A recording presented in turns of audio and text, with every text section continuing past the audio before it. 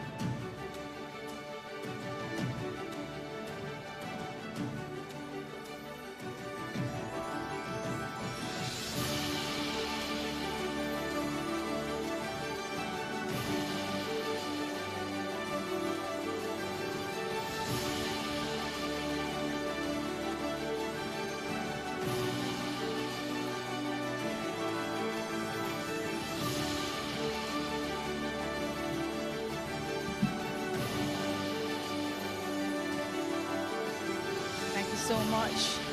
Ladies and gentlemen, we are ready to begin, so we're asking those of us who are on the outside to please join us here on the inside. I promise you that we still do have space here for you. We are indeed ready to begin. Let me welcome everyone to the Rebranding and Quality Recognition Ceremony for the Ministry of Industry, Investment and Commerce. My name is Debbie Bissoon, and it is my pleasure to share this milestone with you this evening as host of the proceedings, and on behalf of the ministry, I say a big thank you for joining us here. As Jamaicans would say, in good vibes, right?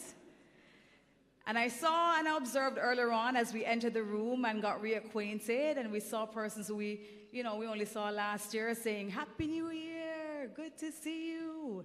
And it's still January, so if you haven't yet said Happy New Year, can you just turn to the person beside you and say, it's good to see you, Happy New Year.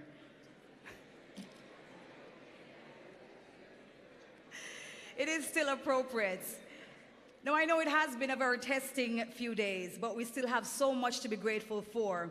And for me, I'm so grateful to be alive and living still in one of the best countries on the planet. We have some of the most resilient and steadfast people anywhere in this world. And so still we press forward for the better, and that is what this event is about. So at this time, I ask everyone to please stand for the singing of the national anthem of our loved island, Jamaica. We're going to be inviting at this time Gavain Ferguson of the University Singers to bring the anthem, after which we ask that you remain standing for the prayer by Mrs. Andrea Marie Dawes, Executive Director for the Anti-Dumping and Subsidies Commission. Come on up.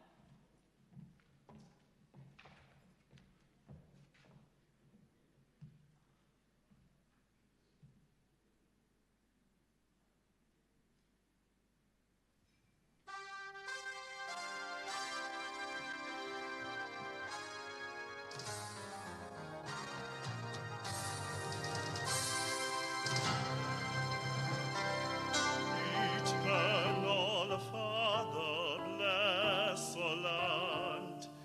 Guide us with thy mighty hand. Keep us free from evil past. Be our light through countless clouds. To our leaders, great defender, grant true wisdom from above. Justice, truth be ours forever. Jamaica, land we love. Jamaica, Jamaica, Jamaica, land we love. Teach us true respect for all. Stir response to duty's call. Strengthen us the weak to cherish. Give us vision lest we perish. Lawless send us, Heavenly Father, grant you will from above. Justice, truth be ours forever. Jamaica, land we love. Jamaica, Jamaica, Jamaica, land we love.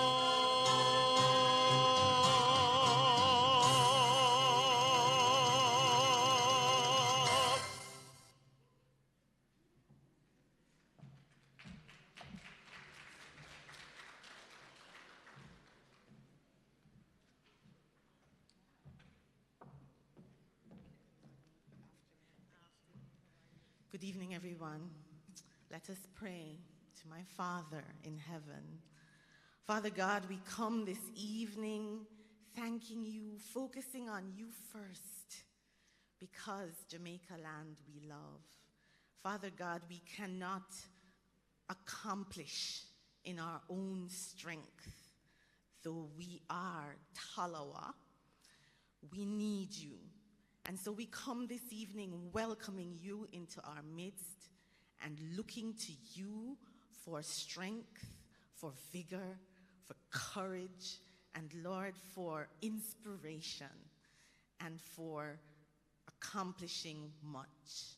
We thank you for this ministry, Lord, this ministry that works hard, this ministry that envisions new things and also, Lord, keeps what we need to keep.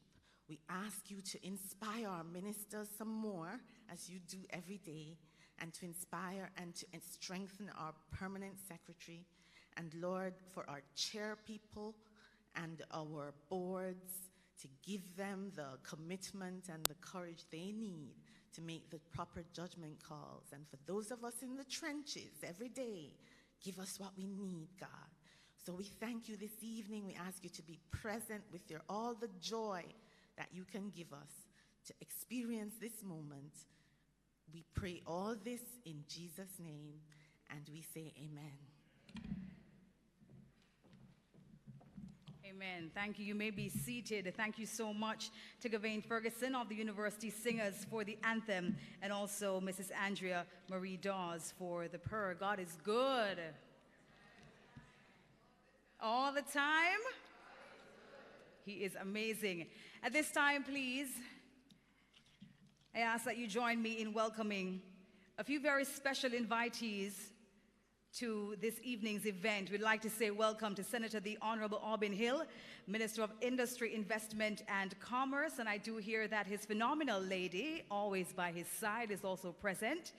His beloved wife, Mrs. Hill. Welcome to you, ma'am. Dr. the Honourable Nigel Clark, I believe the minister is on his way, I hear, Minister of Finance and the Public Service. Dr. the Honourable Norman Dunn, Minister of State in the Ministry of Industry, Investment and Commerce. Good evening to you, sir. Thank you so much. Mrs. Sansia Bennett Templer, Permanent Secretary in the Ministry. Chairman of the Boards of Governance at the Ministry's agencies. We also have with us representatives of the business community, representatives of government of Jamaica entities. There is also Ms. Michelle Parkins with us this evening, Chief Technical Director, the management team, and the other members of staff at the Ministry of Industry, Investment and Commerce and its agencies. We also have with us members of the media, and I hear that we have an outside broadcast happening, it's still happening, yes? Yes, we have Sir Cliff Hughes on the outside from Nationwide, and we are streaming live on JIS, and so we welcome our guests who are online and on air joining us. Other distinguished ladies and gentlemen, again, we say good evening. So, we're gathered here today to celebrate because we have made steps in the right direction. Jamaica, though a dot on many maps, has been big in its pursuits and accomplishments, we can all agree, right? Yes, and in almost every area that we decide to give good quality focus.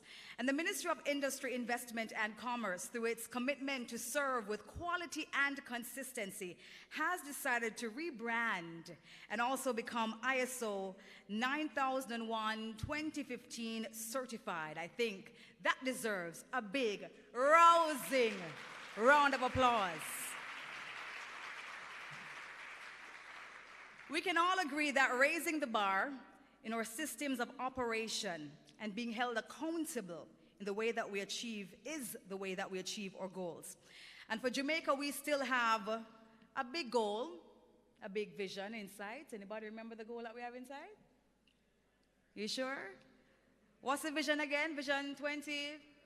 Oh, I just want to make sure that we remembered. And the vision is to live, work, raise families, and do business. Yes. And we're still able to do so. Do you believe that? Absolutely. And the steps we are acknowledging today signals that we are committed to getting there. So for the first half of this event, we will reveal the new branding of the ministry. And we'll get to see all the new brand assets as well. This brand advancement serves to underscore the ministry's focus on quality standards and excellence.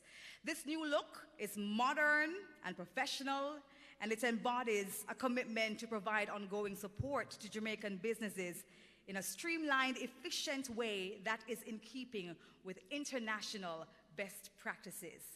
So to give us the official opening remarks, please help me welcome a lady of detail and results, Mrs. Sansia Bennett Templer, Permanent Secretary in the Ministry of Industry, Investment and Commerce. Please make her welcome.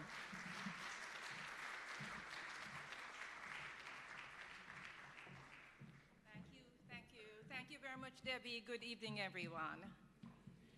Let me recognize my Minister of Industry, Investment and Commerce, the Honourable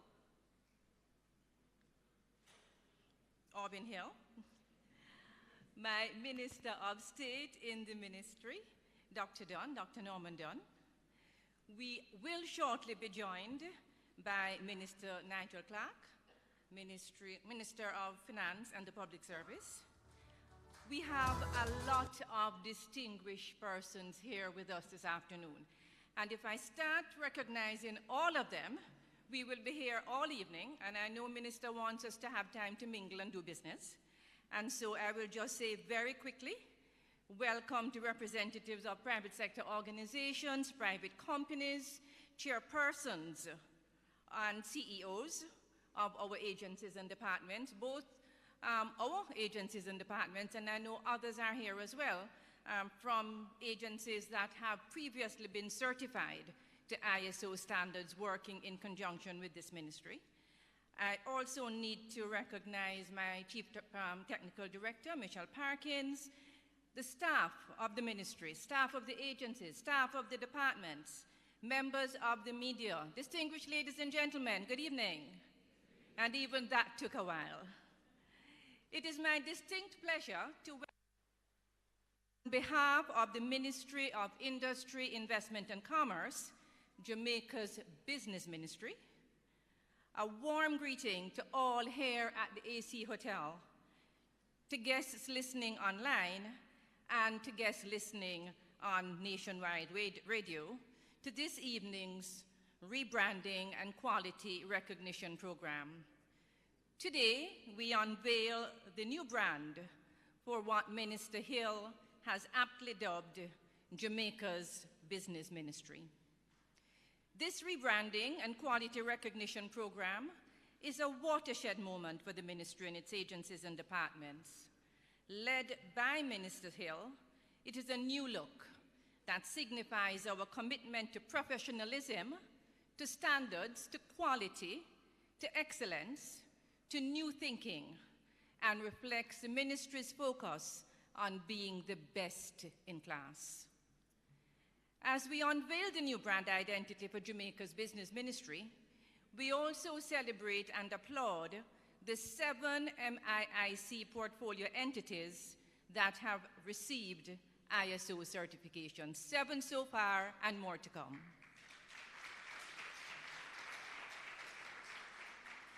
The ministry is proud of this accomplishment. We are also especially proud as we have ourselves received our ISO certification as a ministry, leading by example as the ministry charged with responsibility to implement ISO certification in the public sector. Today, we celebrate our commitment to excellence, to continuously raising the bar, and to enhancing our standards for the benefit of Jamaica.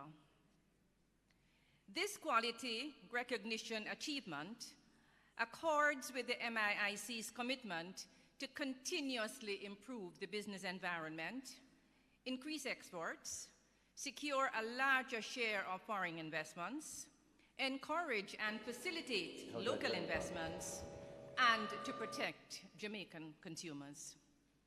It also aligns with our responsibility to implement the National Quality Policy of Jamaica and establish the National Quality Policy Council.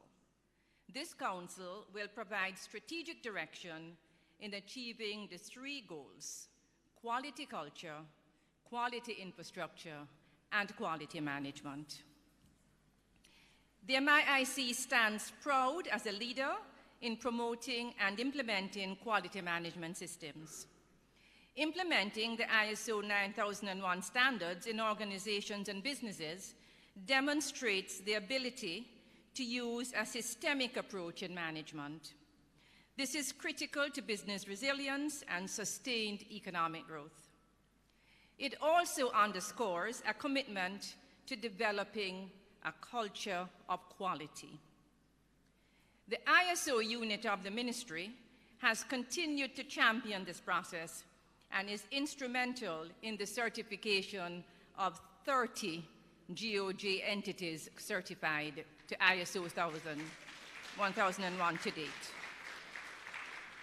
And ladies and gentlemen, we have 5 other government entities in the process, and we're sure that by the end of this evening, those of you who are in the audience who have not yet started that journey will have a discussion with our ISO unit. They're at the back of the room, and sign up with them to start on this journey. We want to recognize Mr. Reginald Budan. Mr. Budan, please stand.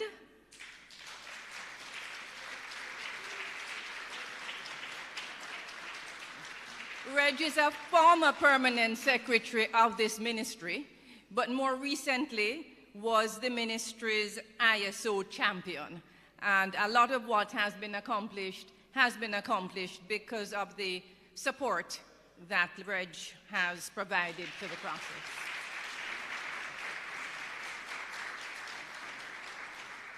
I also want to recognize Dr. Grace Ann Biggs-Allen, who is the Senior Director in our ISO unit, for her sterling work. And to also recognize all the members of the ISO team who have been involved in this process. And I have to give kudos to the team at the Ministry of Industry, Investment and Commerce. I came in 2021, and the process had started. It's a lot of work that's involved in ISO certification, but it does enhance your systems and processes because you have to look at how you document, you have to review everything that you do. Are you doing it well? Are there better ways to do it? Can you shorten the process and so on? And so it took a lot of effort on the part of the entire ministry team to achieve this ISO certification, and I want to recognize them and thank them for all of the work that they did in this process.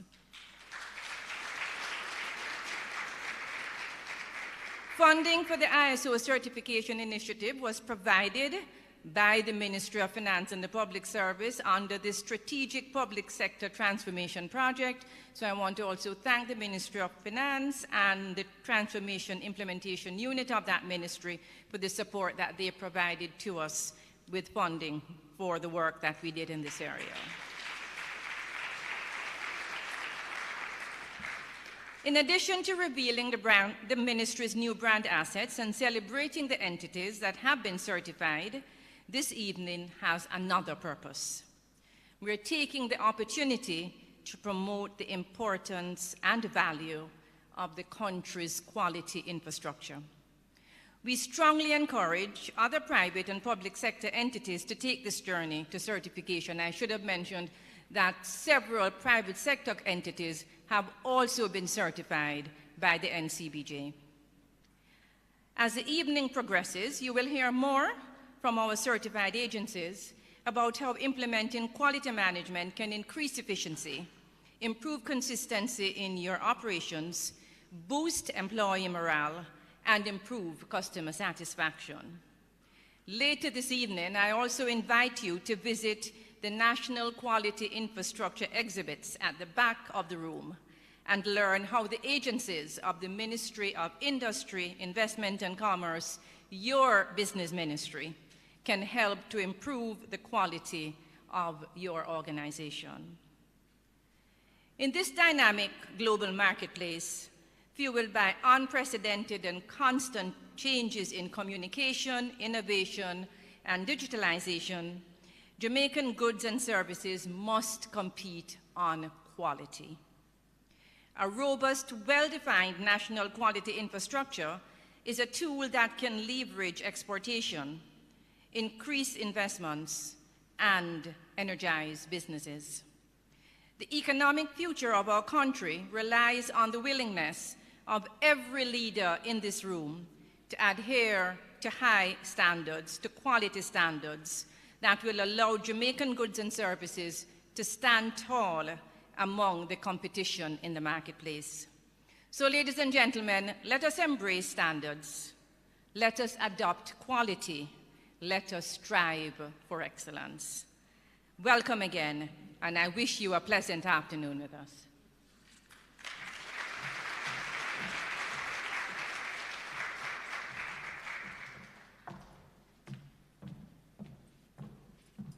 And we say thank you to Mrs. Sansia Bennett-Templer, our Permanent Secretary in the Ministry of Industry, Investment and Commerce. Can we give her another round of applause, please? And can we just give another round of applause, please, for those who have become ISO certified and those who have started the process, because that is a big deal, absolutely, for Jamaica's economic growth and for us to compete globally. And that is what it's all about. It's all about competing with standard. We are able to do so, even though we're little. As you heard before, we are very much Talawa. We still have so much to offer the world. Now, ladies and gentlemen, to give us the keynote address this evening is our minister, who has been hailed as the man with the Midas touch wherever he lends his expertise. Having made an impact across several industries, every role he undertakes, as we know it, has been laced with creative energy, quick thinking, and brilliant ideas. He has become well known in local and international business circles for his emphasis on sustainability and quality to grow Jamaica's economy. It gives me great pleasure at this time to welcome the Senator, the Honourable Aubyn Hill, Minister of Industry, Investment and Commerce. Please make him welcome.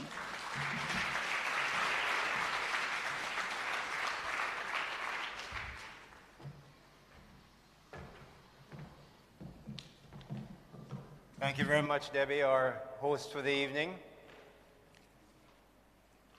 You know, I saw the PS getting confused between the Senator and the Honourable. I'll take the Honourable part.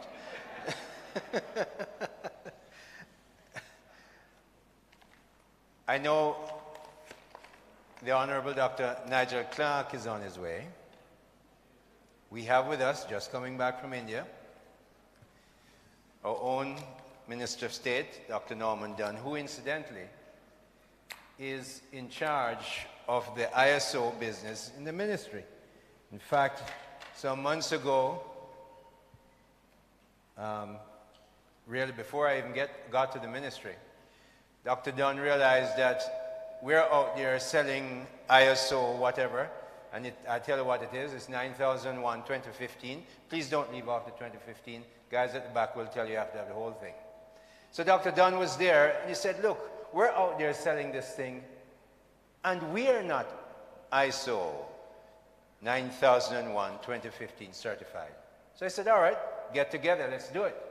So to Dr. Dunn and the team who have done this together, and it's really outstanding. Those private businesses, they're big names, you'll hear them later on, who have joined it, are very pleased of it, and I'm very happy that they have done this, and I wanted to give them a round of applause.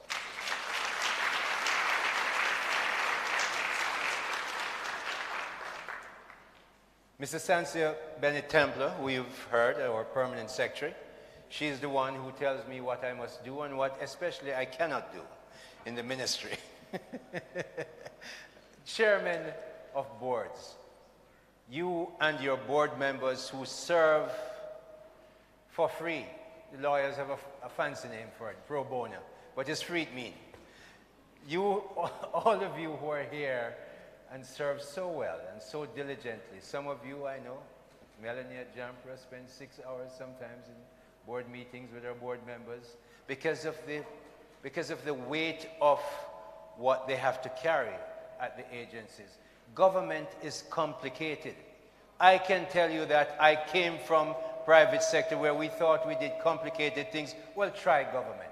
So all out there who are in the private sector, recognize these people who work so hard and for free. So chairman and board members of the various, and there are 20 agencies we have, I thank you very much.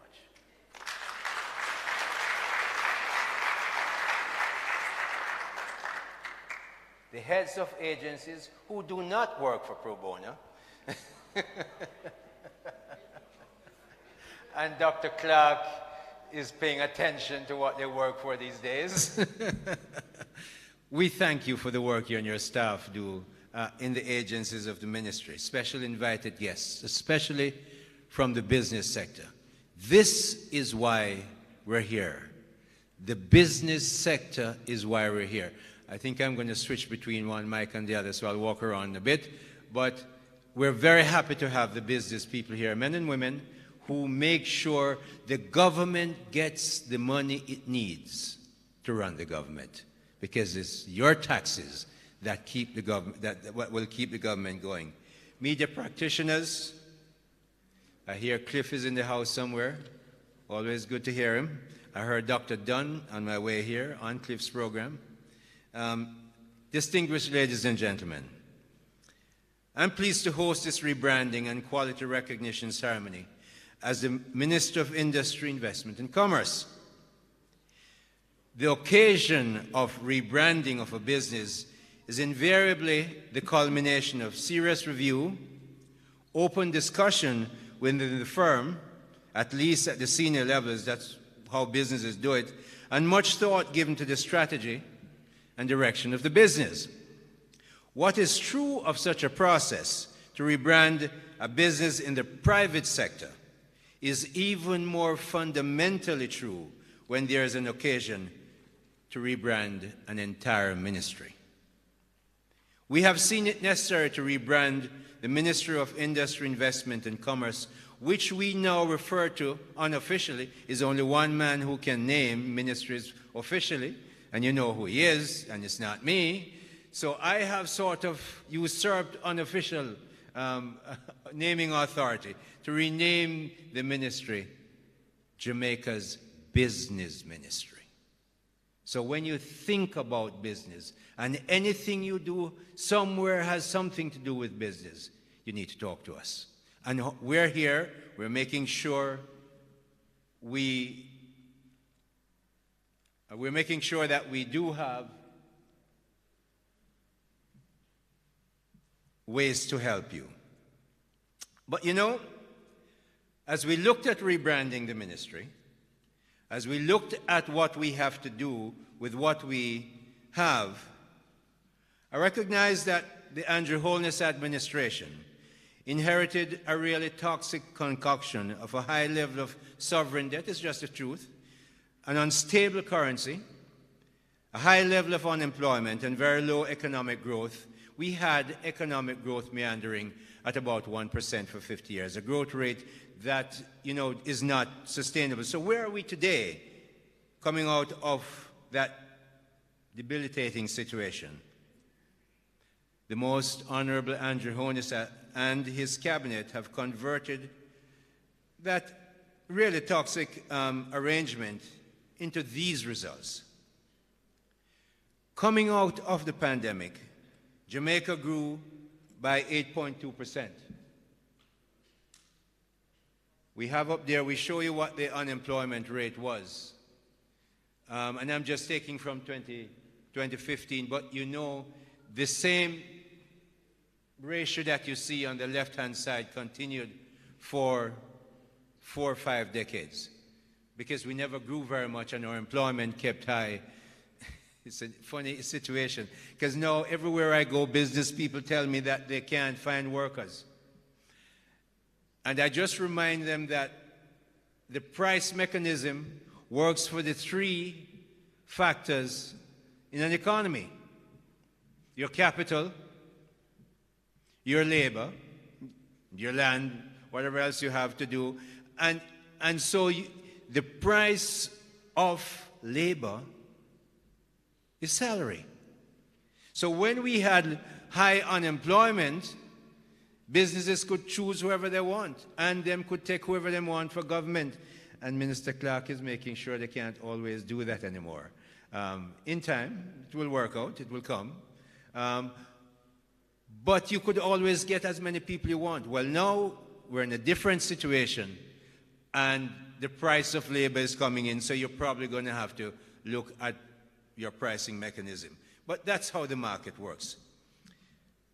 Coming out of the pandemic, we grew by 8.2% up to April 22, and up to the September 30th of last year, we grew by 5.7%.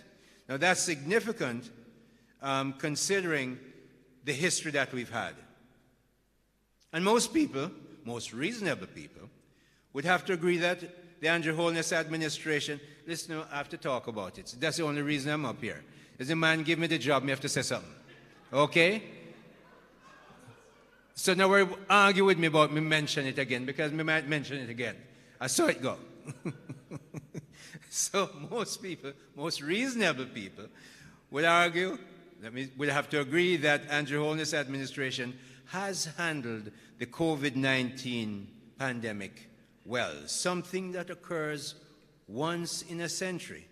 Very well up to this point. Now, it's not him alone, but he led it. Every evening he was up there before the television. Chris was there with him, my colleague, Minister Tufton, the CMO, and we all have our thoughts and ideas, but boy, we've come out at a relatively good place.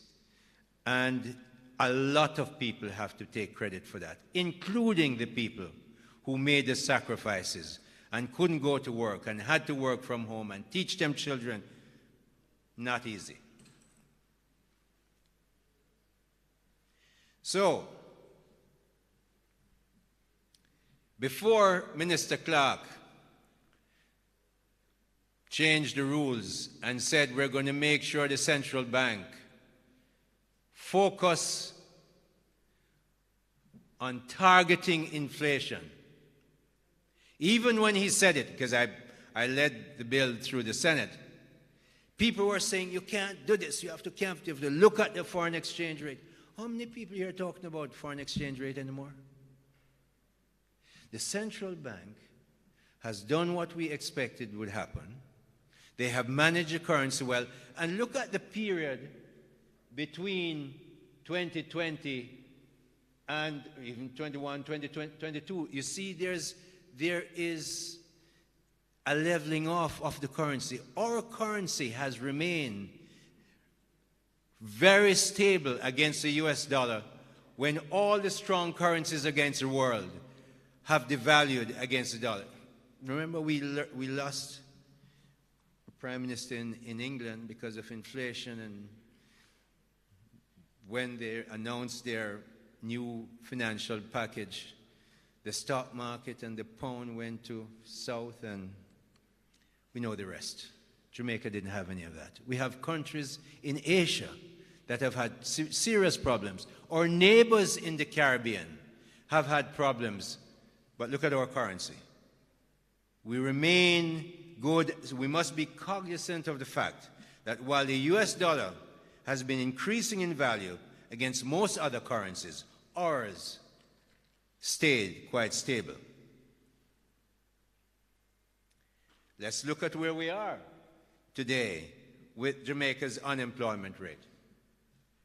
I just take you from 2015. 2015, really, you can see what extended backwards if you look at my left-hand side.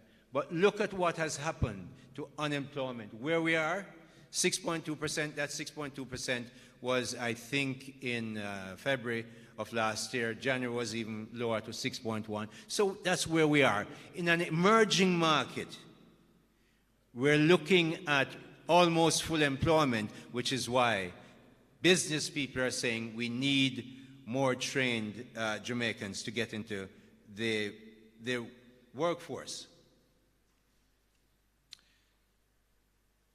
My colleague, Dr. Clark, kept the debt trajectory on a downward slope.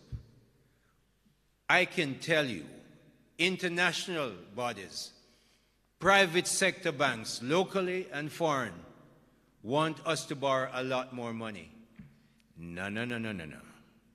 The debt trajectory must go one way down, because as we take it down, we have fiscal space to use that money to build an infrastructure and make a better society for Jamaica. Debt is close to death. let's avoid it. So I support that position. We borrow only when we have to. And yes, there's a time when it makes sense, but most times, especially when what we looked at what we did in the past, it hasn't made sense. Today, Jamaica is seen by many local business investors, and that's most important to me as the Minister of Business here in Jamaica, that local investors are positive on Jamaica, as well as foreign ones. A few weeks ago, I was at the British High Commissioner. Two of Jamaica's biggest business people took me aside and said they haven't seen Jamaica in this condition for 40 years, and they are investing billions of dollars in Jamaica to make sure their business grow. Now, you can take a guess where that money used to be in times past. If it wasn't invested here in Jamaica, where was it? Now they're investing in Jamaica, but foreign investors are also looking to invest in Jamaica. Do we need a lot more? We need a lot more, especially when I tell you some of the things I'm going to tell you in a minute. And how did we get here? By good government policies and the robust, positive, and intelligent practices of our vibrant business sector. Don't believe that government alone can do anything. Government can't do most anything well that the private sector does. So we must set policies, set the rules, make sure it's fair play, make sure consumers are looked after, and let business get on with their business. One of the big complaints that I have, especially from my young entrepreneurs, some of them who I know very well, is that government makes rules to try and trap the 3 or 4% people who behave badly, and there are some of them who behave badly. And then, in that process, they mess up the entire life of the other 97%. So as we, and a lot of us are government people, and certainly here in the Ministry of Industry, Investment and Commerce, we must change that mindset. You can't just try to control everything and mash up everything. Make sure we make rules that make sense, that those who must practice business have a free hand and a free foot, I was going to say, but maybe they have two, so feet, to make sure that they can walk and do their business well. But when anybody crosses the line and gets out of hand, come down with a sledgehammer, legally I mean, please don't go and kill anybody. A legal sledgehammer so that they pay the price of breaking the rules. But we can't live by making rules to mess up everybody's life because 3% of our business people behave badly. That doesn't, so we have to think differently. That's what we want to talk about here in the business ministry. The Financial Administration Audit Act was put in to make sure that that kind of business, that we look after ourselves and we're transparent in government. The role of business. That I talked to you about was the government part. We make policies and we try and make sure that we keep the currency proper and unemployment going the right place downwards. The business part is as vitally important. Let's start with the basic fact. There is nothing called government money, and I'm going to repeat it. There is nothing called government money. The money that the government controls, Dr. Clark has it, but the government no make no money. Let me explain to you. Most of the government's money comes from businesses and their employees. Most of government's money come from businesses and their employees. So me love business. Because it's the only way we can have a civil and sensible and growing society. There are certain sources that we must recognize. Incredibly helpful remittances from the Jamaican diaspora. They don't come into the government consolidated fund, but the people who get most of that money, they have to spend pretty much all of their disposable income. Therefore, when they spend it, businesses have to collect the GCT and send it into the government. One of the most efficient ways to collect taxes. And you know something? Even if you hide money, sooner or later you have to buy food, you have to buy clothes, and if you fancy, like some of my business colleagues, and I'm not just looking at Tani, then you want to buy big cars, you have to make sure you have, you pay GCT on it. So in other words, remittances, I always pick on them. Remittances are very important to us. Grants from various governments. The EU is very helpful to us. And we recognize and appreciate it. But the biggest part of the $815.3 billion that Minister Clark mentioned in the supplementary budget in November last year, the biggest part comes from business. At this stage, we just want to stop and you know, clap business, because sometimes them not get no clap. Them not get no clap. All them get is how them want more money and no. So let's clap businesses, because that's how the country works. See our revenue and expenditure there? 2016, when you came in, revenues went up. Sorry, the expenditures went up. We had to work hard to get the revenues up. Notice that the revenues are nearly where our expenditures are, so we have to borrow very little bit. In fact,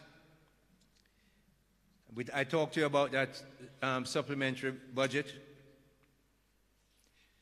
Minister Clark added $60 billion to our expenditure level last year.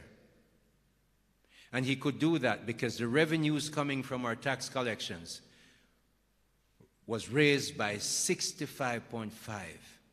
So therefore, we are in a good place, and we didn't raise any taxes, no new taxes since 2016. In fact, we cut it twice. 1.5 each time, 1.5 if you earn 1.5 million. And when we looked at what was happening in the pandemic, we cut the GCT by 1.5 to 15% from 16.5. I'm not sure why they like this 1.5 number, but works. So if businesses and their employees are the largest provider of money that the government spends, and if businesses are also the entities that employ so many hundreds of Jamaicans, hundreds of thousands of Jamaicans, and pay the largest salaries in the economy up to now, you will understand why the Ministry of Industry, Investment and Commerce must be rebranded to take a laser-sharp focus on helping, encouraging, facilitating our businesses to excel, to be profitable. Nothing wrong with being profitable. Not in my book, and not, as it was famously said, in the cabinet that I sit. Not in that cabinet. Profit looks good. And constantly to exceed their previous achievements, that's businesses, and to lead Jamaica to become a wealthier country. We must do something about that. A lot rests on business shoulders. I took government's responsibility up front. Now I'm saying to your businesses, you have a real job to change this country, because government can't do it. Government can't do it alone. You can't do it alone because you can't set the rules and play. Government is important. Together, we need to make sure we understand that for this country to be changed, to become a wealthier country, and even a wealthy country, we must have businesses working well. Hence, the Ministry of Business. You know, to do that, we have 20 agencies. They come up there, see them there? All of them. JAMPRO, GIFSA, JIPO, that's Jamaica Intellectual Property Organization, JANAC, you'll hear more about that. Consumer affairs right at the top there. So while I push business, businesses must play by the rules and play fairly. Consumer Affairs Commission, Ms. Dulce is right there, Fair Trade Commission, all of them have to work together to make sure it works. And when they're not working together, we as policymakers must change the policies and make the work better. So when I'm going to tell you about repurposing, don't get upset. Jamaica has gone this way for a long time. If we want to go to where we're going to be wealthy, we must repurpose how we run government, and this ministry, the business ministry, must start. Others are probably ahead of us, you know them. But we're going to make sure these agencies that must do well, must do well. And you can imagine there's a friction. As a minister, I am supposed to work with cabinet to make policy.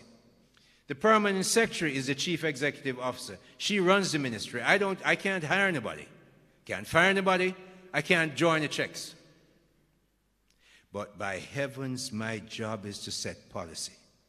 Because the people of Jamaica bought a certain policy when they voted for the Andrew Holness administration. My job is to take that from cabinet, get it into the ministry, get it to the agencies, and sometimes you have to push harder than others.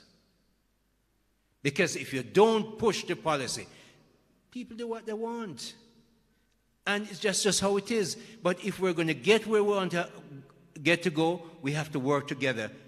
And these are there. There are JANAC, JAMPRO, EXIM, JBDC. You ever hear about Campbell soup, alphabet soup? JACISA, CAC, FTC. FTC and CAC, soon to be merged. BSJ and NCRA, soon to be legally separated. The last two you've been hearing about in the news recently. You're going to hear more on Friday morning when I host that press conference straight up front. People have to be accountable because you know what? When I took over, the cartoonist in the Observer ran a cartoon. It was in this meeting, in fact, when we had the first JAMPRO meeting of the board. So that was run some weeks ago, but I saved it. And I brought it to the JAMPRO board. Why? Because them have me up there in a window, and just in case they didn't know who it was, them put my name on the person in the window. And them have the bang belly man downstairs looking up there and say, what you going to do, or what you going to do for us, or something to that effect. And I brought it to the board to the board of JAMPRO and the senior management. And I said, look, at the time, Don Webby was the chairman. I said, everybody in Jamaica knows Don Webby. Don Webby has to be one of the biggest spenders for advertisers in Jamaica. So the newspapers know him. At the time, before Diane resigned, when she ended her contract, Diane Edwards was the CEO. Everybody in Jamaica knows that JAMPRO and Diane are linked together. And me just become minister like 2 weeks, and it's my name and face them put up there. So you know what I said? You better understand this. What you do in your agency affects me and the government. They're not calling the head of the agency. They call you, but in the end, they come right back to the minister. Because A, they ascribe to us a lot more power than we have because I want to run the place. I can't tell you what to do. But when it goes wrong, it's us they hold accountable. So you better do it right. And if you don't do it right, you're going to hear from this policymaker. Not to interfere with your business. I have been a CEO long time. I have worked with boards. I've been a chairman of boards. I've been a board member. I know where the responsibility changes. But I also know that the major shareholder has an interest, and by policy must set what that interest is. And in this case is only one shareholder, the government of Jamaica. And the Prime Minister chooses his ministers to represent that policy. So it is that tension, that tandem, that must work well to make sure you get to do what you have to do.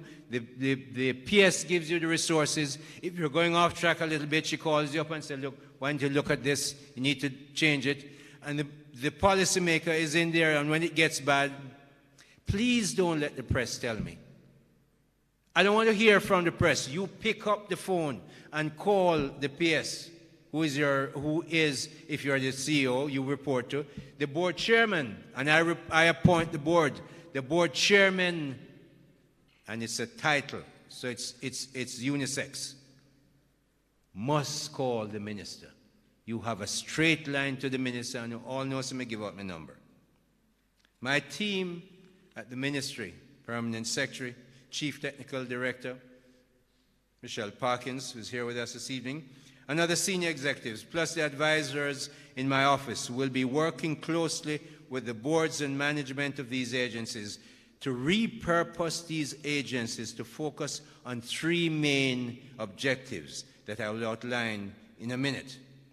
But I want to take a minute and ask you, did you know that the Jamaican National Agency for Accreditation does these things?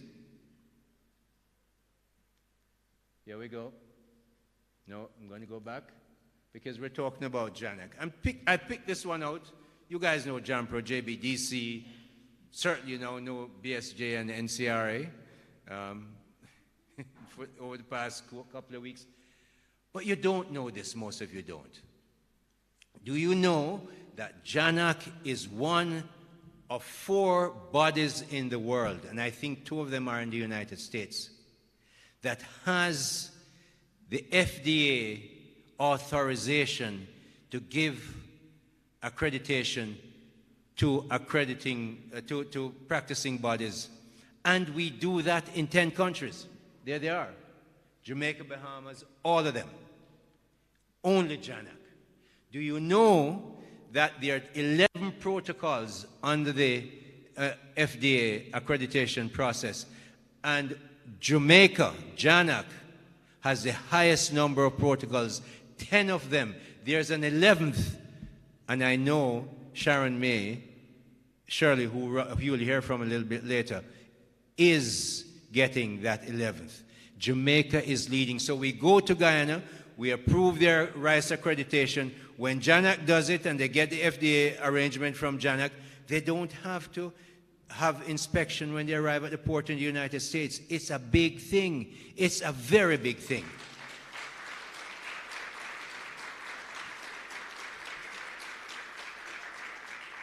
We have the International Laboratory Accreditation, ILAC with the Mutual Recognition Arrangement, the Inter-American Accreditation Cooperation, JANAC, and one of the nice things about JANAC, it is self-sufficient in terms of the money it earns. Don't have to ask the PS. Give them a clap. They don't have to ask the PS for any money. The Jamaica Special Economic Zone Authority, JACEZA, the regulator for our Special Economic Zone, Kelly Dawn Hamilton is here. She is the acting CEO at the time. And what we're trying to do is where sugar is gone,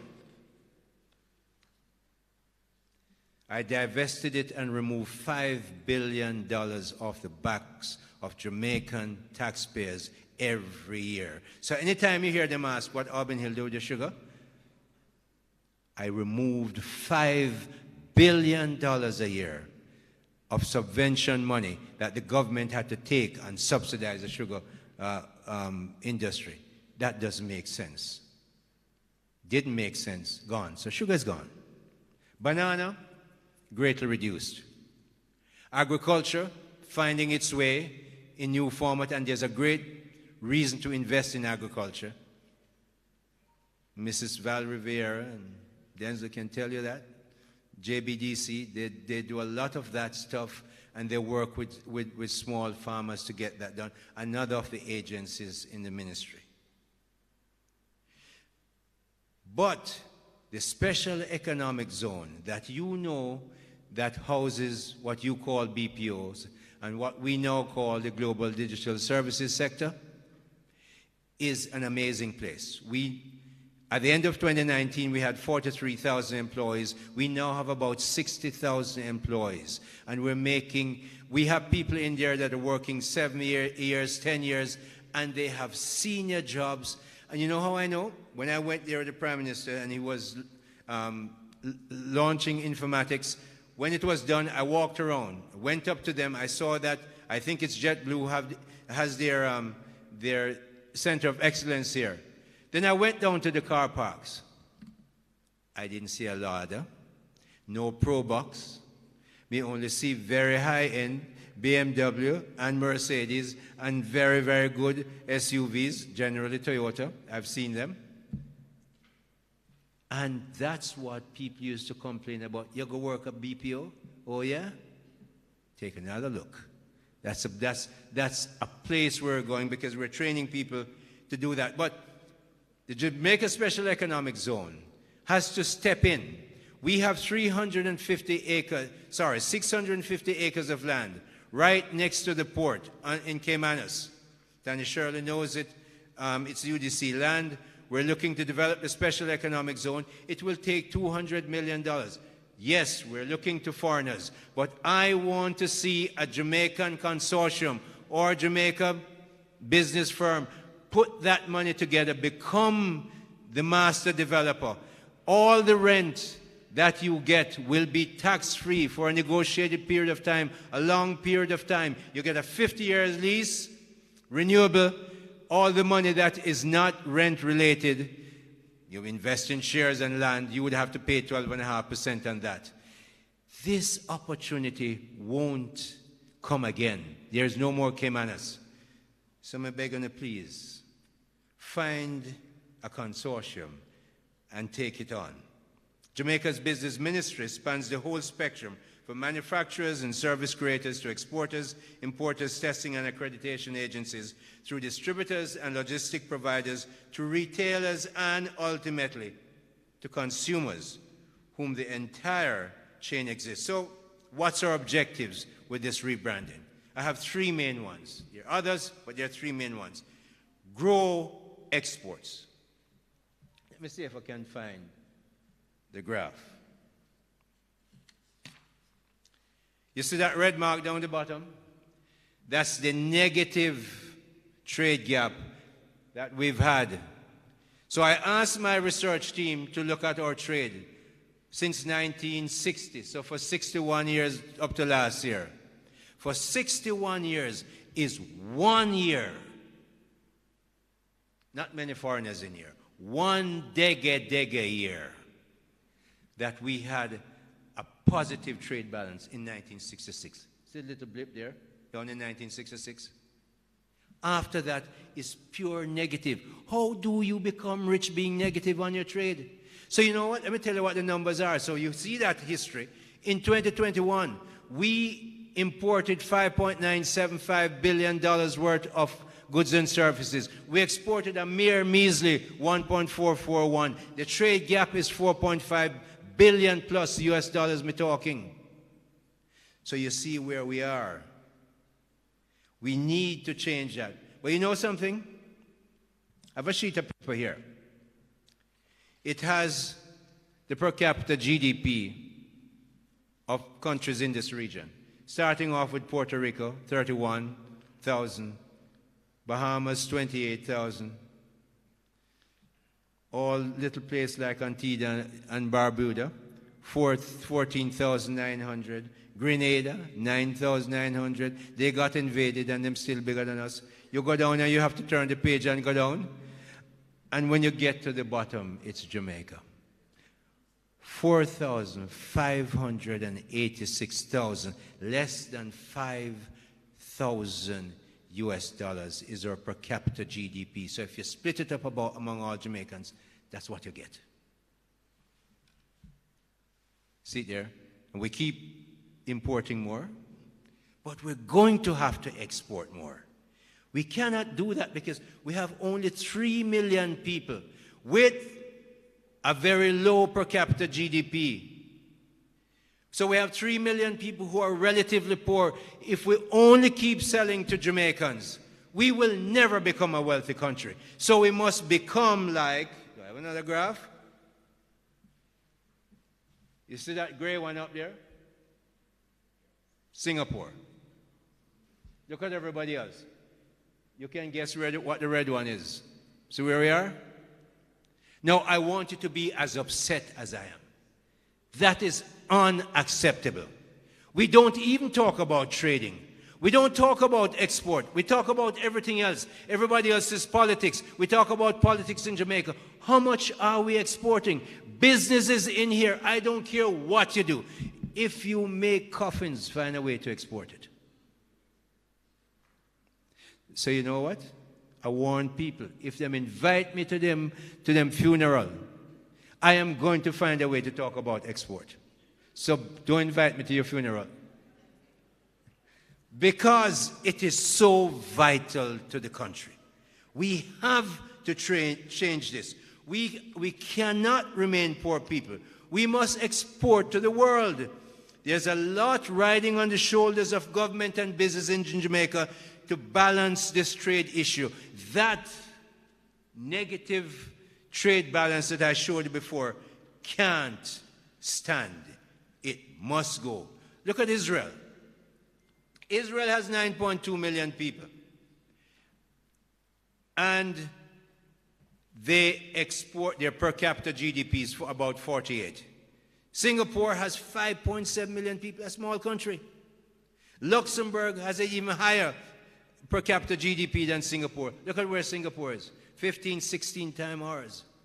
Them don't have no oil, them don't have no people, them don't even have land. They have to buy dirt from somewhere and put in the sea to make land. But they are trained. That's where we have to go. It's one of my 3 objectives. So I'm going to move quickly and show you that Jamaica's export history has been a terrible one. This history is tough to tackle. It cannot stand.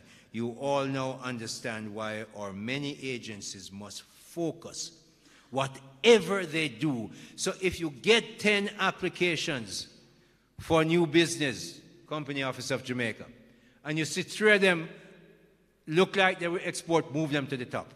Don't tell anybody I tell you that, because I'm going to tell you, say you're not doing their business fast.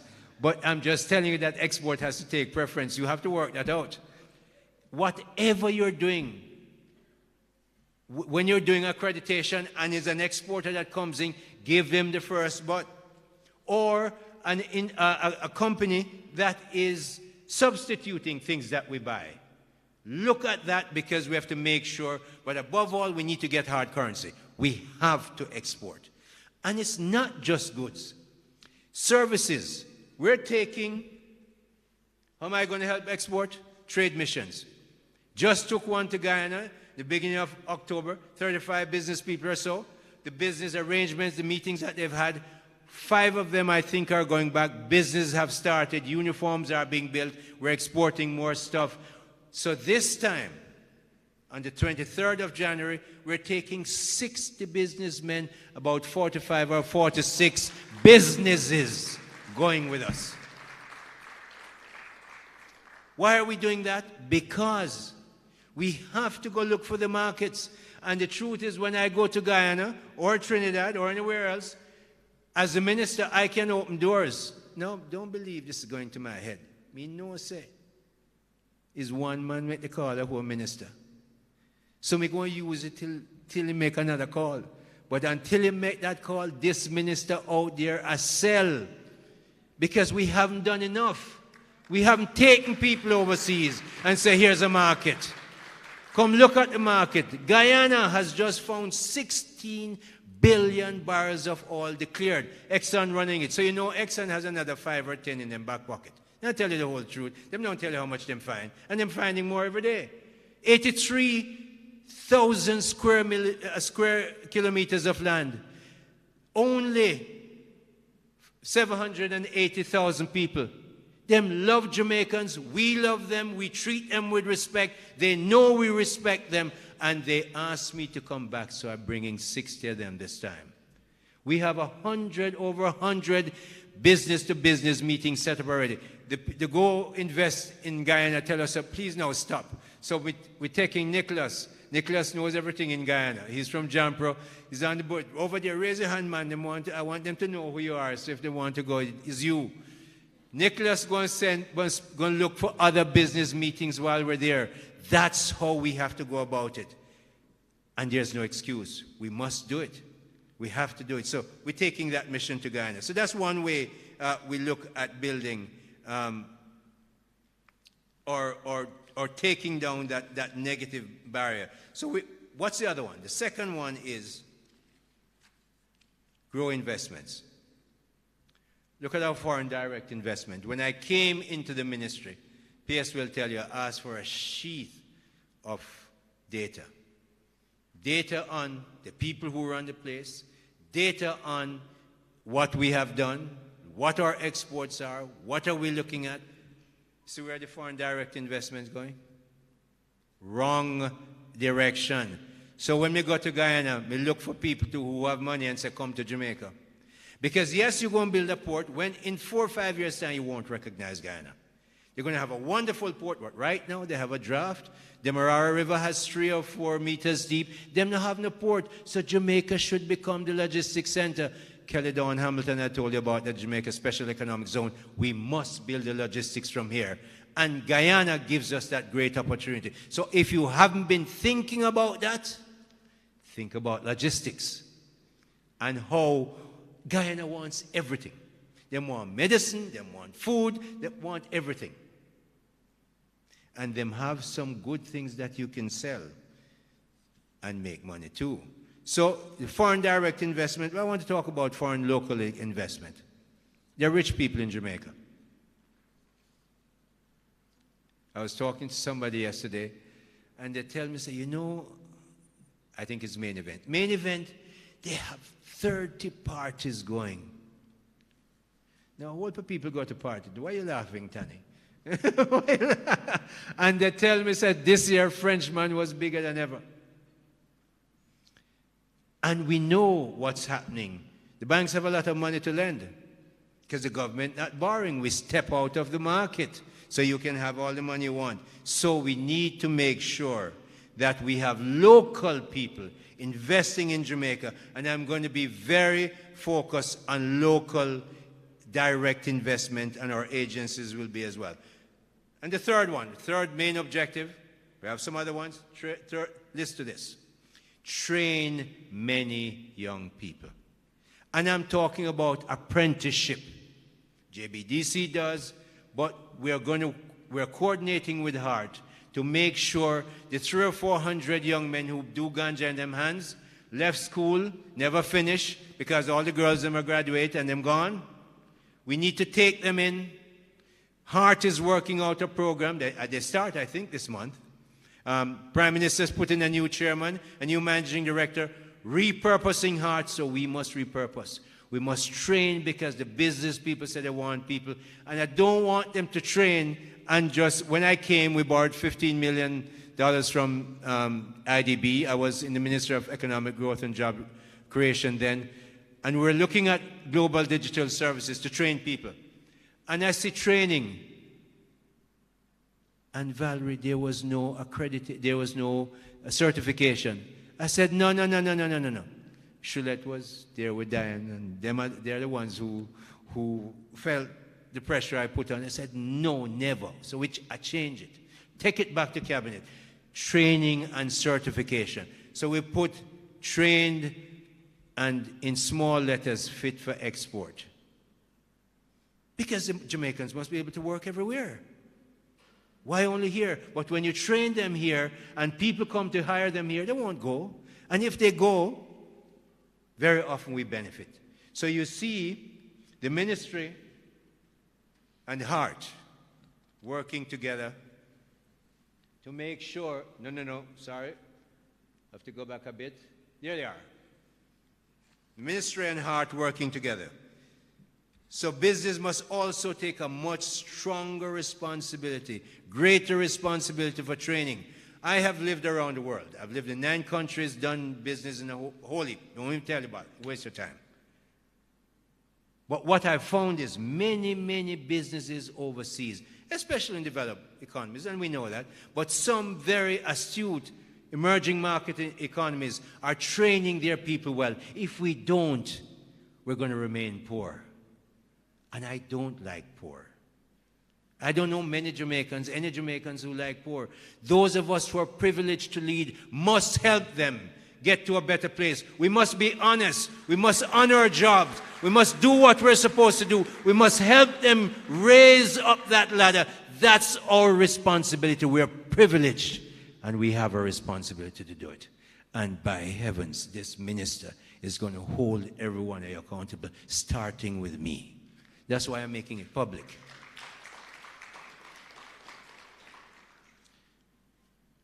So we at the Ministry of Industry, Investment and Commerce commit.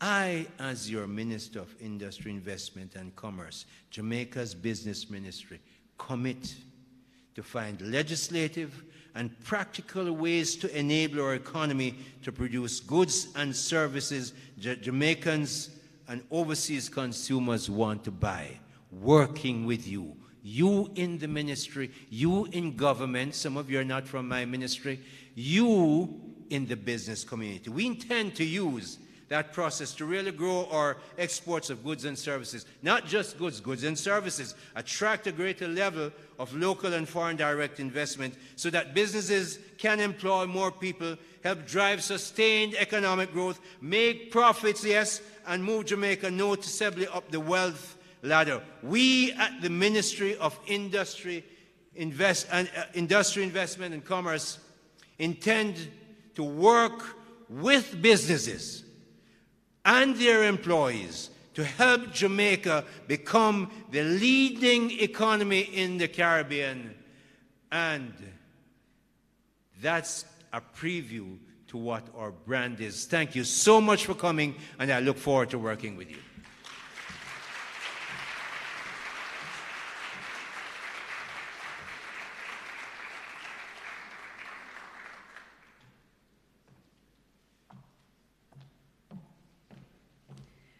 Ladies and gentlemen, please put your hands together once more for Senator the Honourable Aubyn Hill, Minister of Industry, Investment and Commerce, unofficially Jamaica's Business Minister. I think you'll walk around with that title. Wow, what a presentation. I don't know about you, but I feel uncomfortable in a good way, in the best way, because it is important for us to come out of our seats of comfort so that we can definitely move forward with all the right things that we do have here in our country. And as Minister said, we have grown out of the pandemic, and many countries can't say that, but we have grown out of the pandemic, and a lot of sacrifices were made. And through the challenges, though they were many, and while some countries have not been able to even get a sense of stability, we have been able to find some stability. We continue to push forward with wisdom, quality strategies, good governance, good policies, and rules that make sense. Businesses that are equipped with the right tools to get on with their businesses. Accountability and the rules that will hold those who perform poorly responsible. Businesses are necessary for Jamaica's growth. Can we say that together, please? Businesses are necessary for Jamaica's growth. There we go. Because we still want Jamaica to be that place where we live, we work, we do business, and raise our families. And Minister, as you mentioned agriculture, and you know as a farm chick myself, it's a big, big part of my heart. And so I also want to big up RADA, because I know that RADA also got ISO certified as well. So can we please put our hands together for RADA, please?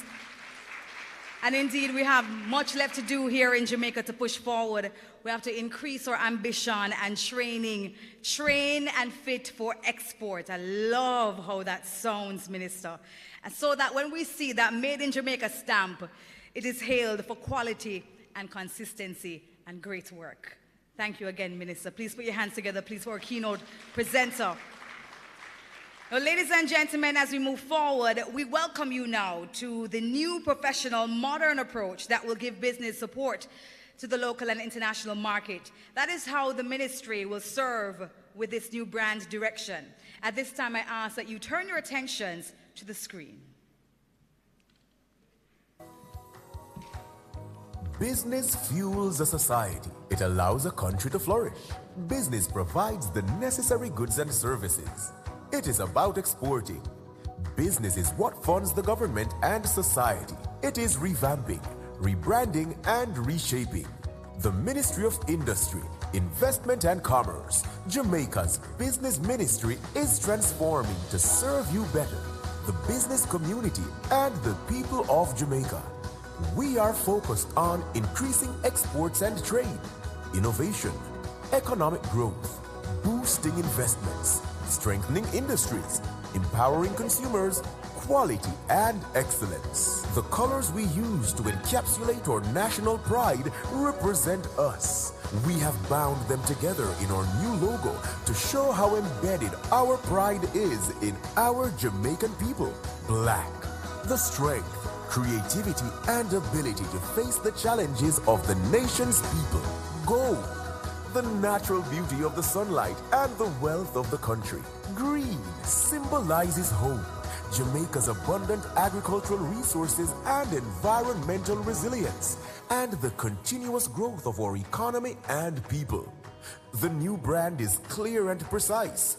It signifies that we are professional and straightforward and will communicate with simplicity and clarity. It conveys modernity and timelessness.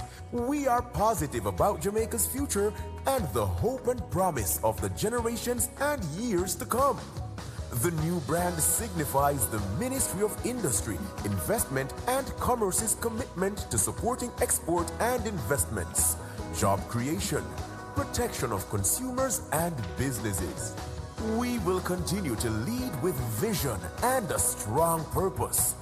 We will ensure that we deliver quality services that accord with the relevant legislative and regulatory frameworks and the standards required for facilitating growth.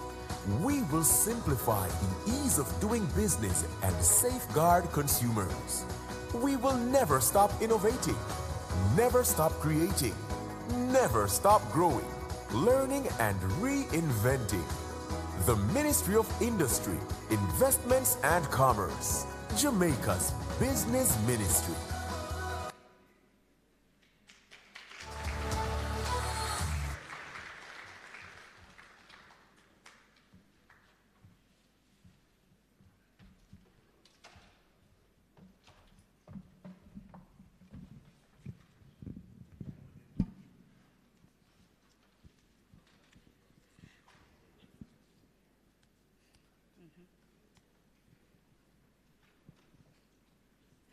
Let me see if I can slide through here.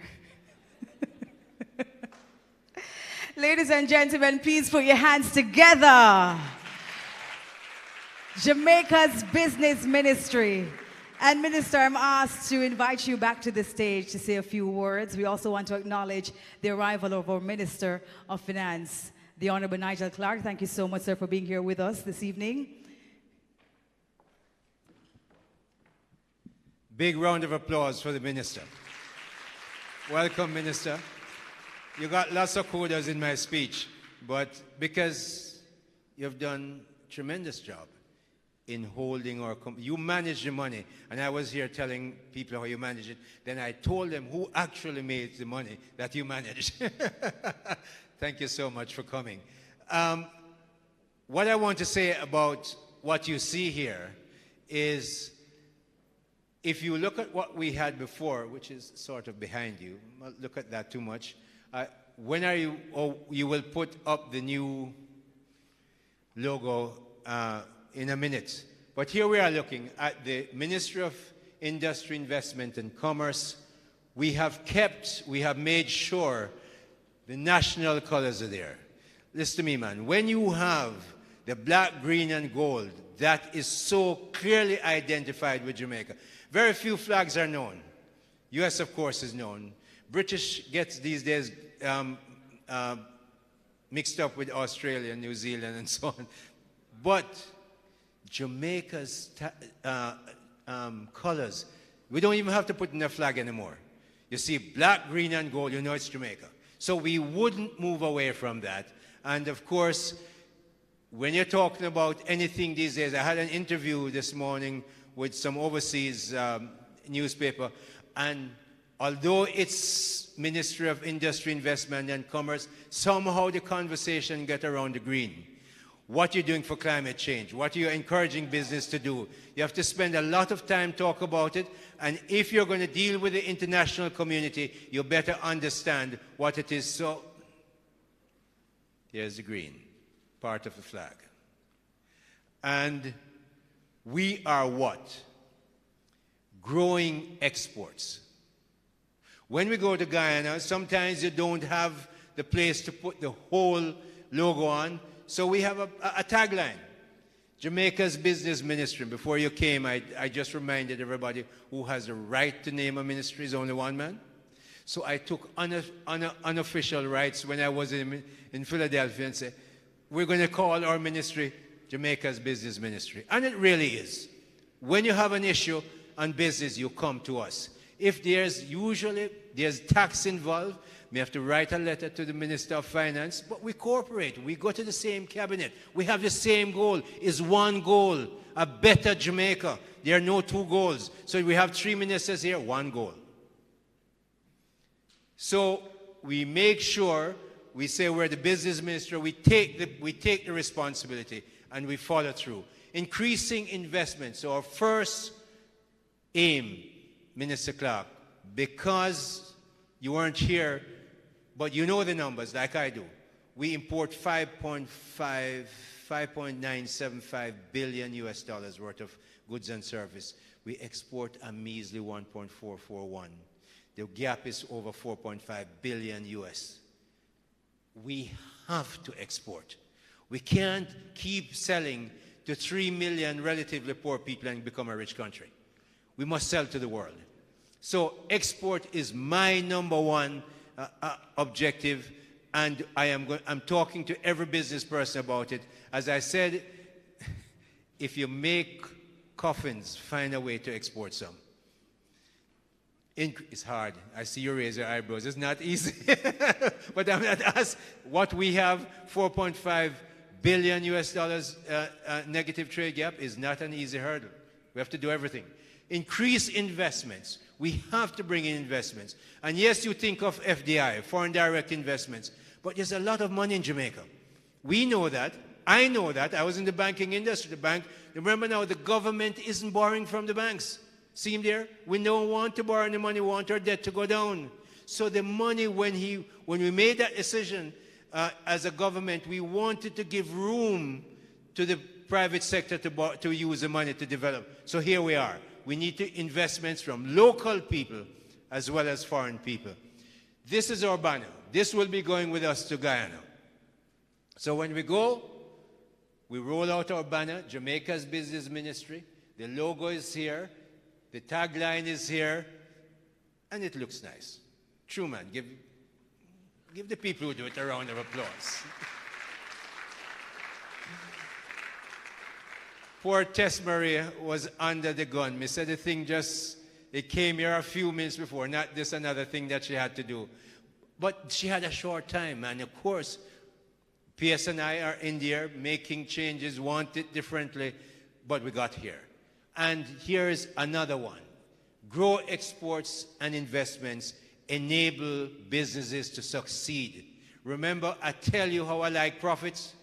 Good profits, clean profits. If you mess with the stuff, we're going to take you on. And you really can't beat City Hall.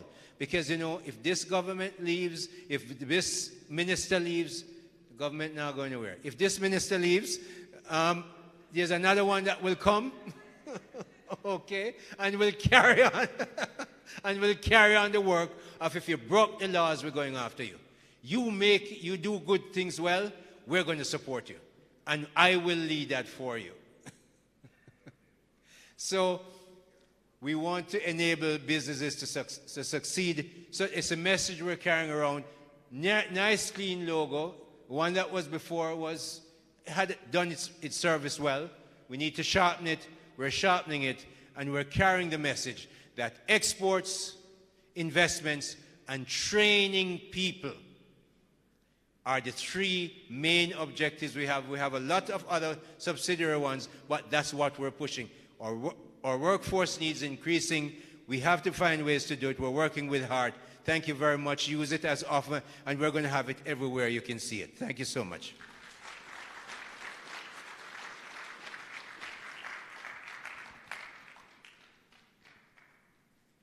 Sorry, Debbie. That's okay. In fact, I need you back on the stage. Again? Yes. Ladies and gentlemen, please put your hands together for our minister and for the new brand assets that will be representing and showing the new brand strategy and the way forward. So at this time, I'm inviting our permanent secretary to come to the stage because she has a special presentation for you, Minister. I know you did not anticipate this one, but I'm sure you'll hang this one high. So this will be the first official photo moment in front of the new banners with the minister himself, the Minister of Business. Please feel free to take out your phones and capture the moment.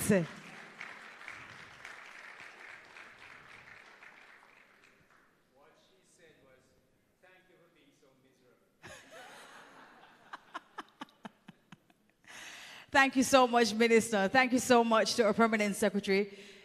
Ladies and gentlemen, please put your hands together again for this new move.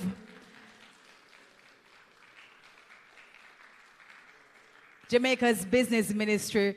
We're also going to be inviting, I know that we're going to be removing the banners, I believe. Yes?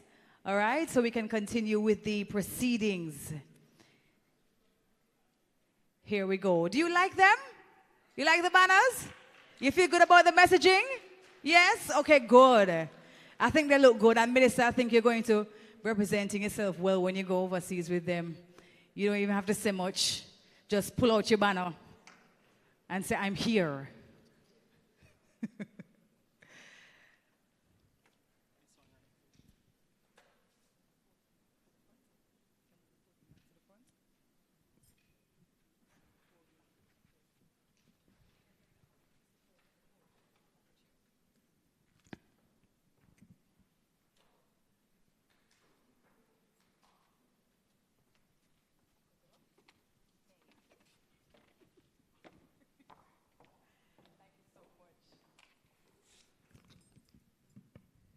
Thank you so much.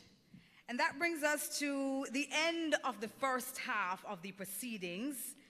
And now we move forward to the second half, the last of the proceedings. So it is time to acknowledge the certification of the ministry and the agencies now certified ISO 9001-2015 Quality Management System. The ISO 9001-2015, Minister said, do not leave off the 2015. The standard aims to improve the business environment and quality of public service delivery in ministries, departments, and agencies. It demonstrates that there is care for customers and clients, and that there is a commitment to the most efficient and up-to-date services. In September 2022, the Ministry of Industry, Investment and Commerce became the first Ministry of Government to be certified to ISO 9001-2015 standard. To attain this certification, the process and systems of the ministry underwent a rigorous testing system of its processes and systems.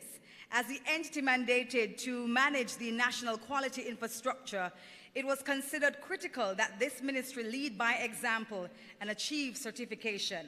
And I also want to acknowledge other entities that have been certified ISO 9001-2015. And as I go along, I'll mention them. We're talking about 30 entities. I want to acknowledge the Accountant General Department, the Auditor General's Department, the Council of Community Colleges in Jamaica, Excelsior Community College, Jamaica Information Service, National Land Agency Land Tilting Division, I believe. Thank you so much. There we go. Management Institute for National Development, the National Environment and Planning Agency, National Works Agency, the Passport Immigration and Citizen Agency, TAJ, Constant Spring Revenue Services Center, Urban Development Corporation, and I have a few more to go, but can we please put our hands together for all these entities that are now ISO certified. Now, our next speaker knows much about the importance of being accountable and also about the importance of having quality at the very center of our operation. A vice chair of the Inter-American Accreditation Corporation of the Americas and Chief Executive Officer of the Jamaican National Agency for Accreditation, JANAC. Ladies and gentlemen, it gives me great pleasure to welcome Mrs. Sharon May Shirley, Executive Director for Jamaica National Agency for Accreditation, who will be presenting on Jamaica's national quality infrastructure. Please make her welcome.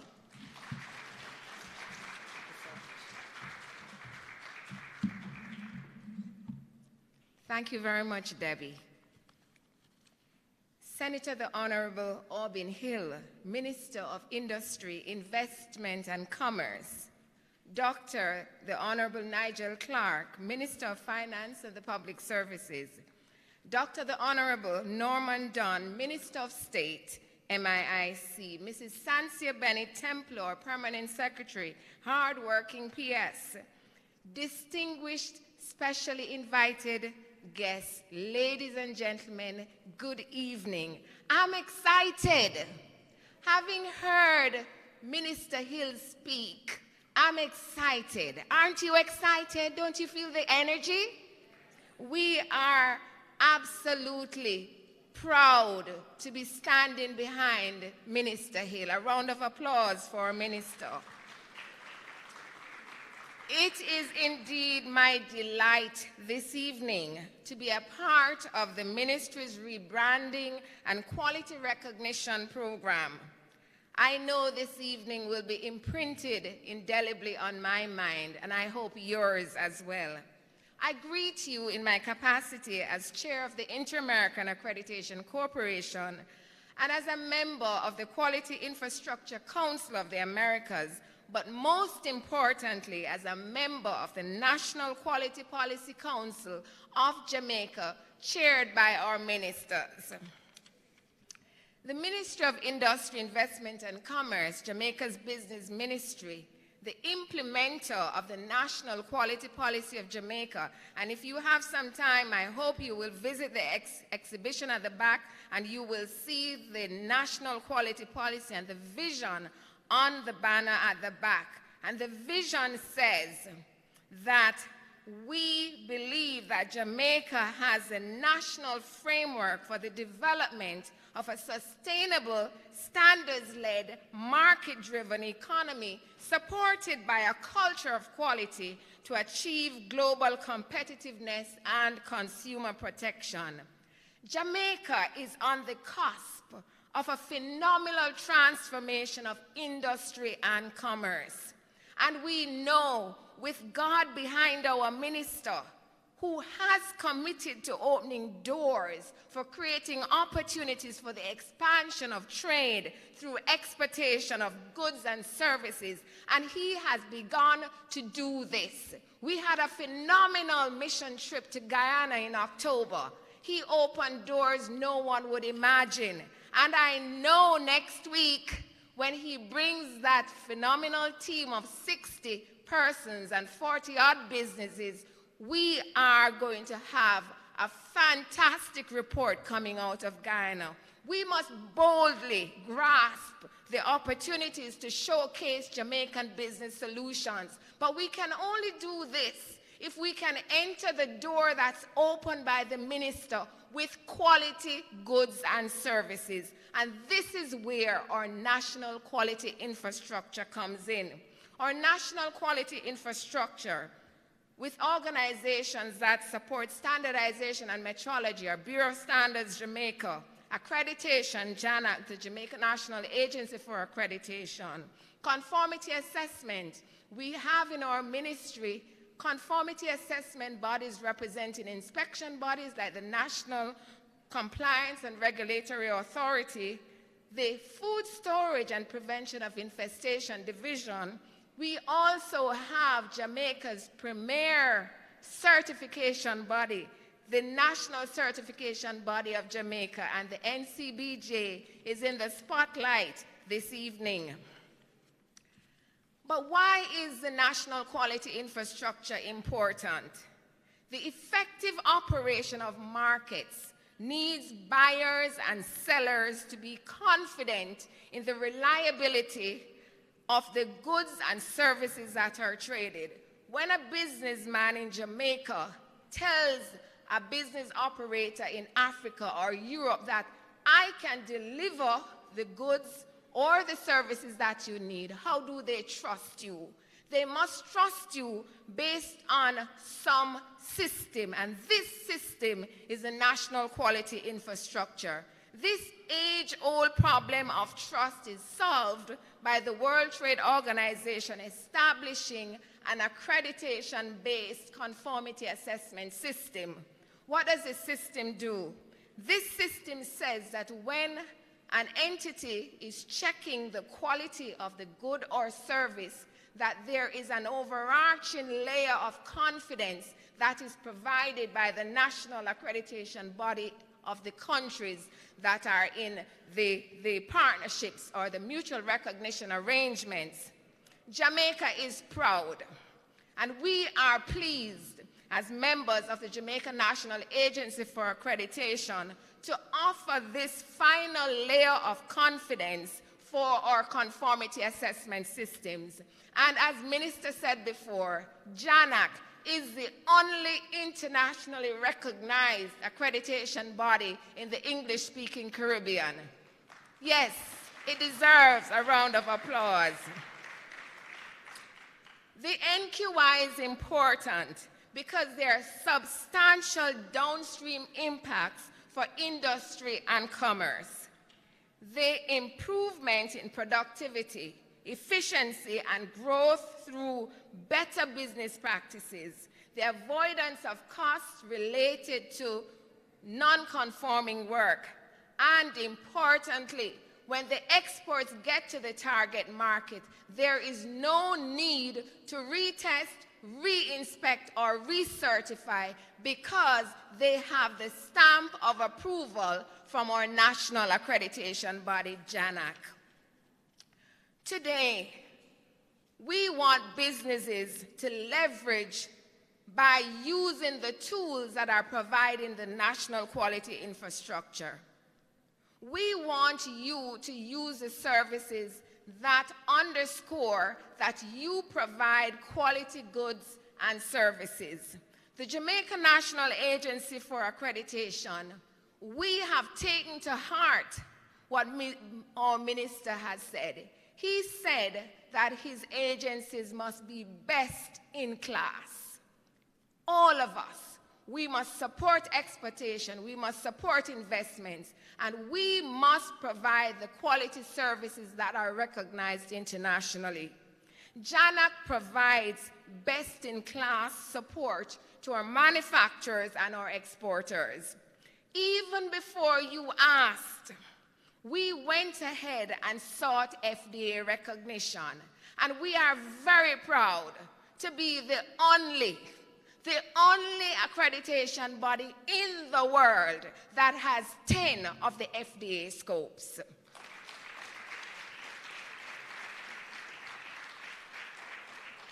Through this recognition, JANAC accredited certification bodies can attest to the safety and security of manufactured human and animal food products exported to the United States of America. JANAC is also internationally recognized for several standards, and we are proud that in a few short months, Minister, we will also be recognized for accrediting calibration laboratories. JANAC serves 10 Caribbean states, 10 including Trinidad and Tobago. We are very happy to be providing these services, and we have taken the challenge that Minister Hill has given us. He said, Sharon May, when we were in Guyana, 10 is not enough. You need to do much more. And very soon, Minister, you will hear about the 11th. JANAC provides accreditation services that can be trusted. We stand behind our ministry's motto of standards, quality, and excellence. We espouse this culture of excellence, and we have an effective quality infrastructure. We have the foundation built on quality management systems. This evening, the National Certification Body of Jamaica stands tall. We celebrate with their achievements as they recognize 7 MIIC entities. And you know, 7 is a perfect number for God. And He will continue to bless our efforts. We thank Him for the tremendous successes we have to date, but we know that we must, under Him and under the guidance that He will give to Minister Hill and Dr. the Honourable Norman Dunn, to lead this team so that we can make a significant impact in the trade deficit that we saw this evening. I don't know about you, but I'm looking forward to some of that income that Minister Hill is talking about. I want my children to have the resources that he is passionate that every single Jamaican should have. This evening, we are here as members, all the agencies and members of the team at MIIC standing behind you, Minister. We are here to demonstrate that our ministry is committed to standards, to quality, and excellence. Thank you very much.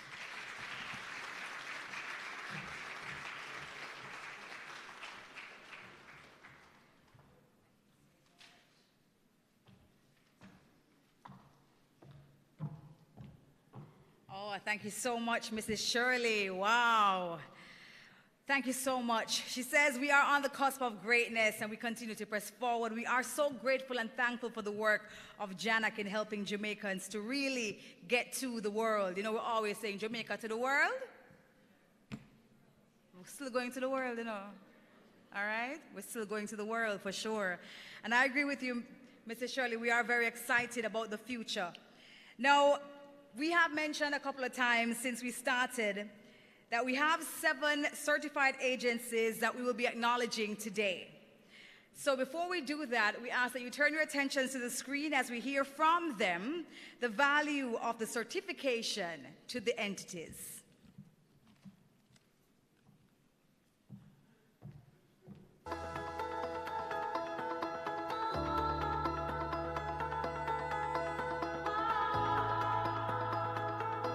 It was very important for us to be ISO certified because our aim is to be the best intellectual property office, not just in English-speaking Caribbean, but in the English-speaking Caribbean and Latin America. So it's important for us to have standards which we can be held accountable to internationally recognized standards. The ISO 9001 standard is an internationally recognized standard which will allow organizations to perform at the optimum level. So whenever we conduct our disinfestation activities, whenever we conduct our training activities, you can rest assured that we are doing it according to international guidelines, international specifications, and just as good as any other entity in any other part of the world.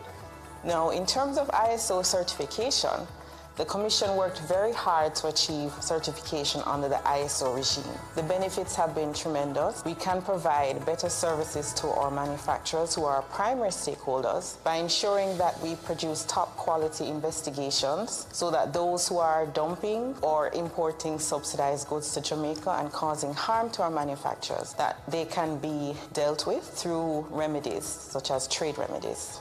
So the HSRA being ISO certified, it means that we're able to provide the kind of quality service that our stakeholders, and the stakeholders are the users of ionizing radiation technology. We're able to provide quality service to the business community. We're able to engender the kind of trust that is needed for the customer base that we serve, or the stakeholders that we serve. We have to applaud the support that we received from the Ministry of Investment, Industry and Commerce, knowing that a move to be ISO certified is not just a good move for the ministry, but for the Jamaican economy on a whole. So this initiative of the Ministry of Industry, Investment and Commerce for all its agencies to be ISO certified is an excellent initiative. It means that every agency under this ministry will adhere to international standards. We at JBDC, we are very excited that our ministry has taken on board this concept of getting us all on the road to getting certified ISO. And they themselves are showing by example. And I think that this rebranding exercise is very important. So what it's doing is refreshing our image, making a strong statement that we are about business. Processes are being changed, processes are being improved because we're focused on efficiency and delivering for you, delivering for our Jamaican people, making sure that when you come to us as organizations, what it is that you come to do, you're able to do it effectively. We don't waste your time, we deliver. And it's predictable quality all the way. So we are very excited at the prospects of the future as we all move forward together as a team. One ministry.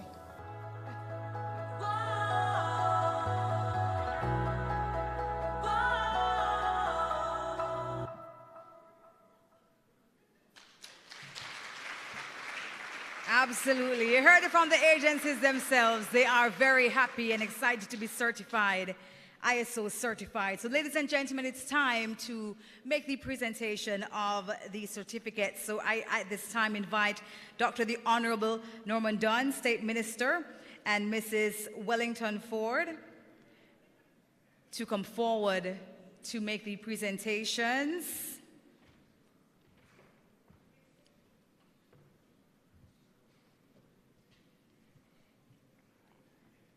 And to the agencies, as you hear your names, we're asking that you come forward to accept your certificate.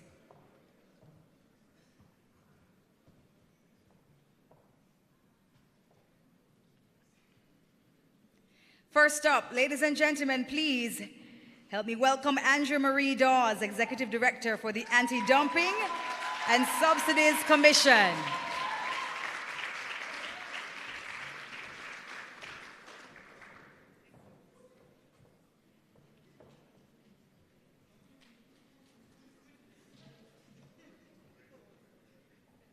That's right.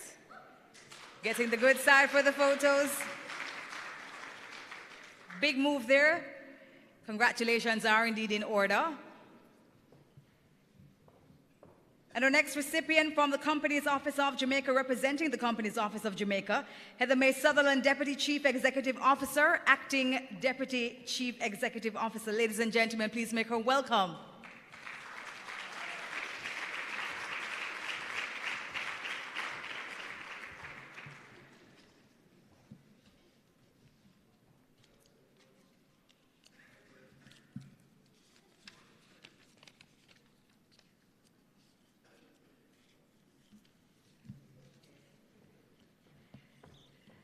From the Exim Bank, Lisa Bell, Managing Director.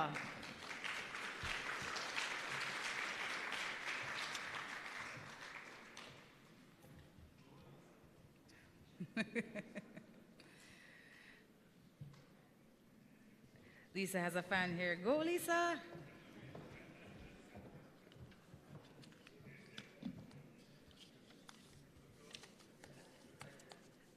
A move in the right direction. We congratulate the Exim Bank. We invite to the stage Dr. Roy McNeil, Chief Food Storage Officer for the Food Storage and Prevention of Infestation Division. to collect his certificate.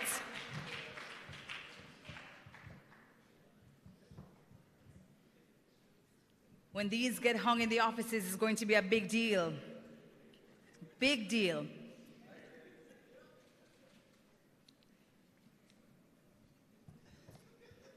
Thank you so much, Doc. Representing Hazardous Substances Regulatory Authority, Tracy Ann Warner-Elliott.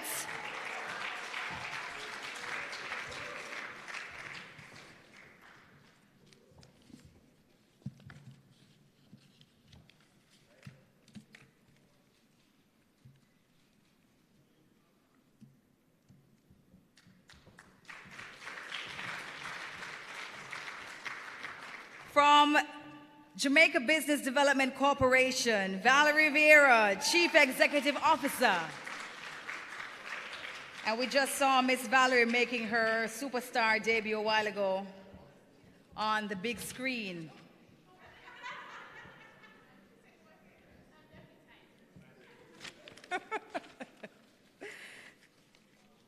She sent able representation. Congratulations to the Jamaica Business Development Corporation. And we invite from the Jamaica Intellectual Property Office, Lily Claire Bellamy, Executive Director, to come forward to receive her certificate.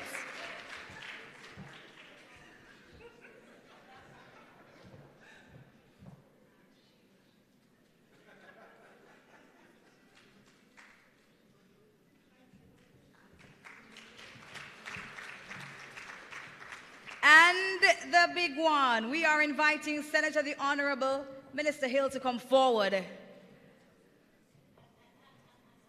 Receiving for the Ministry of Industry, Investment and Commerce, Jamaica's Business Ministry.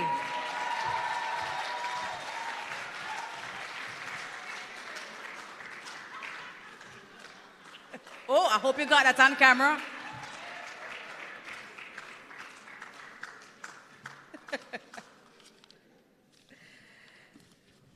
Wow. Thank you so much. Ladies and gentlemen, please put your hands together for all of our agencies now with certificates in hand. And before we wrap up, I want to mention the other agencies. I told you we had some more to acknowledge. I want to say congratulations to the Early Childhood Commission, the Jamaica Constabulary Force, the Jamaica Tertiary Education Commission, National College for Educational Leadership, National Housing Trust, the Public Procurement Commission, the Jamaica Productivity Center, the Rural Agricultural Development Authority, RADA, the first agricultural entity in Jamaica to be certified, the University Hospital of the West Indies, and also TAJ, Falmouth, Maypen, and Spanish Town Revenue Services Center. Please put your hands together for all of those agencies now officially certified. And it brings us to the end of our proceedings, but please do not all rush off and leave. We want to take photos, we want to capture this moment. I want to say thank you so much to you all for being here with us this evening. I hope you all are leaving here inspired. And we do have some drink and some refreshment on the outside, so you can take the opportunity to network and catch up on how the new year has started already for you. We have some agencies to the back. We ask that you not rush off altogether, but please visit them because we are about inspiring those who are not yet ISO certified to become ISO certified. So ladies and gentlemen, again, walk good. Thank you all for being here. Have a wonderful rest of evening. My name is Debbie Bissoon. It has been a pleasure being your host. Thank you all so much.